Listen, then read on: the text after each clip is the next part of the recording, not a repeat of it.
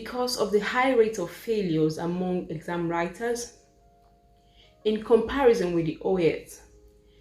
People have said that the ielts examination is... Hello everybody, welcome to my channel.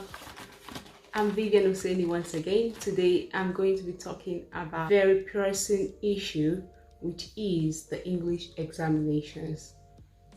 And I know many of you are thinking, what examinations should I take? The IELTS or the OET examinations? Well, I'm here to clarify your doubts and give you my own thoughts on the examinations. I personally had the IELTS examinations.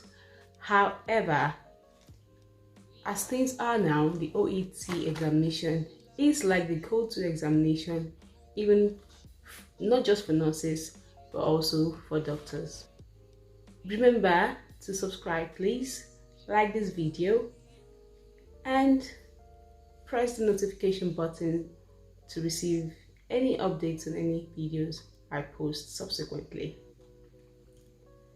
Alright, I'll start with the IELTS examination, which stands for International English Language Testing System. The IELTS examination is organized by the British Council and also by the Ielts Australia and IDP. Now we have two types of IELTS. We have the general and the academic IELTS. Generally, the academic IELTS is that which is required by nurses and by professional bodies for registration and also is used for study. So if you are a nurse who's thinking of what IELTS examinations to write, then your go-to examination should be the IELTS academic. The IELTS academic can be used also for study. It can also be used for Australia, Canada, New Zealand, and the likes. What is most important is that it is the IELTS academic. Now, coming down home for the UK, IELTS academic is required by the Nursing and Midwifery Council. However, for immigration purposes and for your visa purpose, the Home Office or the UK immigration requires that every person who's applying to the immigration office undertakes the IELTS UK VI examinations. And this IELTS UK VI examinations, just like the ordinary IELTS, has the general and the academic option. What is the difference between these two examinations, the IELTS UK VI and the IELTS ordinary IELTS? It's basically the same examination, except that the UK VI one is requested by the Home Office for immigration purposes. It is at the same level of difficulty and the same level of testing. There is nothing different, and also that this examination is taken under close observation and is being watched under security system, which is the camera.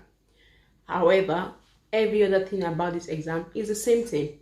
You still have the sections of the examination: listening, reading, writing, and speaking. It's all the same thing and for the same duration. The only difference is in the cost. The IELTS UK VI is more expensive than the ordinary IELTS for obvious reason.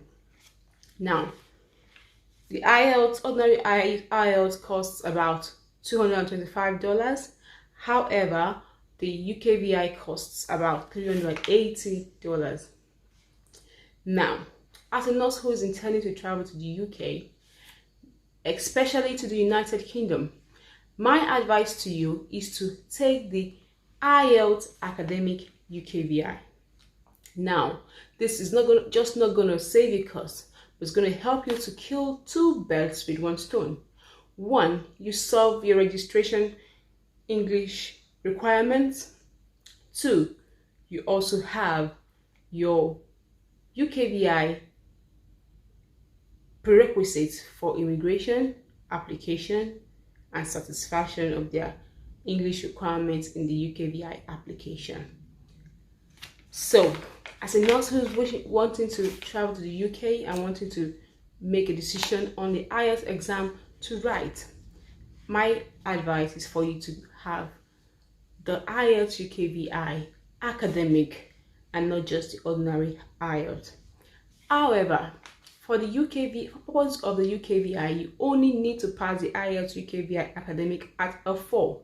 But for the purpose of the Nursing Council, you have to pass it at a band 7, not getting less than 6.5 at any one sitting or at any one section. Of which I mean the listening, writing, speaking, and reading shouldn't be less than 6.5 at any one time, and an overall band of 7. Now, this UKVI examination is written monthly. However, the ordinary IELTS is written bi-weekly, weekly, and in some places even days. So you have the option of rewriting the exam as many times as possible or as soon as possible. However, the UKVI is strictly done every month. Once every month. That's just the basic difference, and that it's more expensive.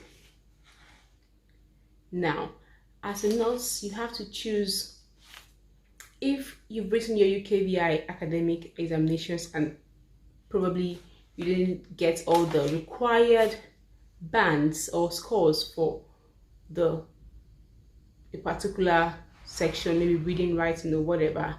My advice then for you is to write the ordinary IELTS. There is no point rewriting the IELTS UKVI because it's more expensive, 1, and 2, you must have passed it at a band 4, so you don't need to write it anymore. You just need to write the ordinary IELTS. That is to say, if perchance you do not meet up the score required in your UKVI academic in one sitting, you don't have to do the UKVI IELTS 2 times. Just do the ordinary IELTS, which is more cheaper and you have more frequency of doing the exam to attain your required score. For the OELTS examination, the OELTS examination is also an English language testing system that stands for Occupational English Test. Now, the Occupational English Test focuses on your occupation in testing for your understanding and usage of English in your occupation. That is to say, it's more professional directed, it's more focused, and it's based on your profession. So if you are a nurse going to write the OELTS examination, all the questions you're going to be encountering in your English speaking, writing, reading, and listening test will all be medical related. Okay, it's all going to be medical related. As such, it makes you more comfortable. It just tests your understanding of the usage of English language in your professional setting. Now, this examination, however, is more expensive than the IELTS examination, and it costs about 587 Australian dollars, and also lasts for 2 years, just like the IELTS examination. However, the OELTS examination is registered for in 3 months ahead of the set date. As such, if you want to write the examinations in September, you should have applied for the examination since June, July, August, and then it has a closing date, and the result comes out in 3 weeks. However, the IELTS examinations results comes out in just 13 days. Now, what are the pros and cons of the IELTS and the OELTS examination? I know you would ask. The IELTS examination is straightforward, is basic. You have a lot of resources online, both from websites, from companies that organize lessons to teach and to direct exam writers on how to go about these examinations. And the British Council itself has provided a guideline of what this exam is, what is expected, and even given questions for you to follow. It's just a matter of getting the workbook. There is an IELTS workbook, going online, going through the practice sessions, do all the practice sessions, practice as much as you can, buy the book from IELTS if you can, study it hard. It should be straightforward. Now, based on my own experience, I would say the IELTS is okay. However, based on the repeated failures of people not being able to attain band position, I personally wrote IELTS 3 times. On the first time, I had a 6.5 in my reading and everything was fine, even above 7. On the second time, I met all my bands at above 7. And on the third time, I had to write IELTS again because I had to write the IELTS UKVI. Now, because of the high rate of failures among exam writers, in comparison with the OET, people have said that the OET examination is more easy. Now, I personally have gone through the sample questions online and read through, and I can say if I were to write the OET examination, it would not be as difficult as the IELTS, because the IELTS can come from any part of the world. It can come from any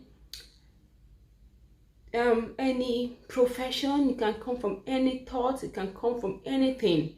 They just bring up stuff and just test your understanding of English language. It could be in astronomy, it could be in agriculture, it could be in alien studies, it could be in engineering, it could be in English language, it could be in storytelling, it could be in dancing, it could be in literature, it could be in anything can be brought in IELTS. However, in the OET, it is occupational directed to your occupation.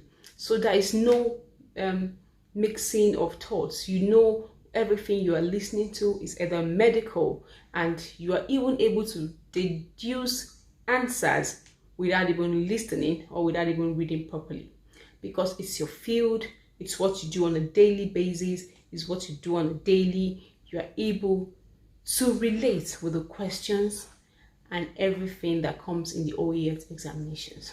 So yes, people have passed the OET examinations more than the IELTS examinations. I've had stories of people, both medical doctors and nurses, who have written IELTS for years and not just meeting this cut-off mark, and end up writing OET just once and passing the examinations at one sitting.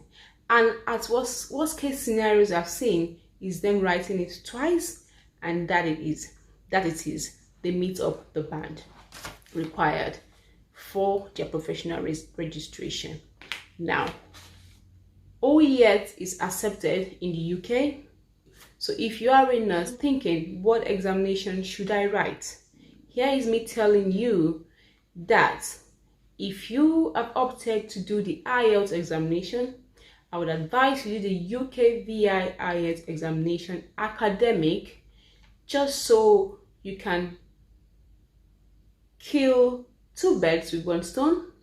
2 birds, I mean the UKVI immigration and the NMC. However, if you find it difficult, you just have to do only 1 sitting of the UKVI, and you can keep trying with the ordinary academic IELTS. If you think that the IELTS is difficult for you and you have the resources to try the OET examination, then by all means go for it. It has proven to be easier for nurses, not just for nurses, for doctors, and higher pass rates in the ielts examinations from people especially who have failed the IELTS examinations, or rather who have not met the band score. Because I don't see it as failing, I just see that you didn't meet the band score required. Doesn't mean that you can't speak English. Okay, so the IELTS UKVI academic is the go-to for the UK purposes. The ielts examination is been observed to be easier for nurses and for health professionals to achieve their English language requirements for registration purposes overseas. Now, I'm just going to make a little disclaimer here. I am not in any way an authority in matters of IELTS or ielts, but I'm saying based on my own experience and on the experiences of people around me and people that I do know, NC has brought down the band for writing to 6.5 and giving the grace of passing the exam within 6 months and not going below the band 6.5 at any one section, and having an overall band of 7. That is to say, within 6 months, you shouldn't have a band less than a score less than 6.5 in either of the sections and should have an overall of 7. Now, people still are not able to achieve this within 6 months. However, I have seen that people have been able to achieve the required B band in the ielts examinations within 2 sittings and some in just 1 sitting. What happens most of the time is that people do not know what to expect in the ielts examinations and just go into it just because there are not enough resources. We just go into the ielts exams and just discover how the exam is and just have an understanding of the exam and go in the second time, and by the second time they get their required bands. And so based on this, I am saying that people pass their ielts examinations and get their English language requirements sorted for registration purposes. So if you are a nurse out there who is not yet ventured into any of these examinations, then you have your answer. It's now up to you. The pros of the IELTS is that it is more frequent. You have more test dates, you have more test centers, and it is cheaper. And the cons of the IELTS examination is that most people do not attain the scores quickly. They eventually attain those scores, but they do not attain it immediately. The pros of the ielts is that it is professional based. It's based on your occupation. It's based on your profession. So you are aware and you are at least conversant with the topics or the scenarios that will be raised in the examination. Also, it has been found that people pass these examinations for obvious reasons, even if some still find the writing difficult. But it is obviously far better than the IELTS in pass rates. The cons of the ielts examination is that it's not yet very available all over the world. In recent time, it's been made available in Nigeria, probably because of the demand for the examination. However, the frequency of the examination is not so much. It comes every month, once every month, which is not just enough for the amount of people who are trying to get their English language requirements sorted. Those are the cons of the OET exam: the cost and the frequency of the examinations. So, having said this, I hope I've been able to convince you and not to confuse you on the choice of English language testing system to go ahead with. Now, it's up to you. If you have the finances, if you have the finances, you know the choice to make. And if you think that you're not able to meet a particular cost of examination, stick with the one that you can. Prepare for it and achieve your score as needed. The both examinations are similar. In the exams, you have been given an option to listen to the prompt before going ahead, and you'll be given time to write. However, I have been told that in the OET examinations, once you fill in your answers, the papers are taken away from you immediately. It's not like the IELTS where you are given time to ruminate and stay for probably 20-30 minutes before they collect the results, your paper sheets. They are taken away from you immediately. So write your answers immediately and don't waste time so you don't lose the marks which you should get. Also, concerning remarking, it's also been found that the IELTS is also more flexible. People tend to have better outcomes from their remarking from the OET examination when compared to the IELTS examination. So there you have it, the pros and the cons of IELTS examination and what examination testing system you should take. It's all in your hands. It's all in your hands. Whichever one you choose to take is all in your hands. You have the power to decide now to make the right choice that suits you. And good luck in your examination. I wish you all the success and the luck that you need. I love you all. Thank you for watching once again. See you in my next video. If you like this video, give it a thumbs up, like and share. If you're not subscribed to my channel, subscribe to my channel, and I'll see you in my next video. Your partner in success, Vivian, signing out. Love you. Bye.